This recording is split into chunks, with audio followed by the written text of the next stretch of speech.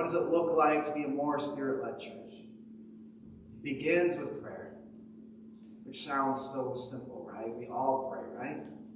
It's true. My prayer for the church on every level is to be truly led by the Spirit of God. That does start with prayer, and not just repetitious words of supplication, but hands out, ready to receive prayers of supplication. James tells us, you do not have because you do not ask. He's very much saying that Jesus taught his disciples to ask and you shall receive. And I struggle with this. I imagine you may too.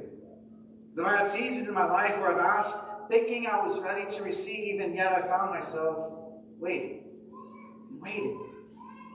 We say that hindsight is 20/20, and I think there's some truth there. But, well, at least we can admit that we do look at things in the past with different lenses than we did in the present.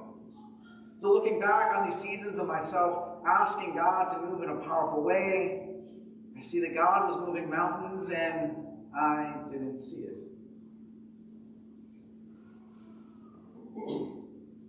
I was looking for signs and wonders, and yet I missed the signs and wonders God sent my way. You see, the Holy Spirit doesn't always come in huge gusts of wind. Like Elijah in the cave, who expected God to come pass by, witnessed rock-splitting wind, an earthquake, and a firestorm, but God was not in those elements. Because after all that, there was silence.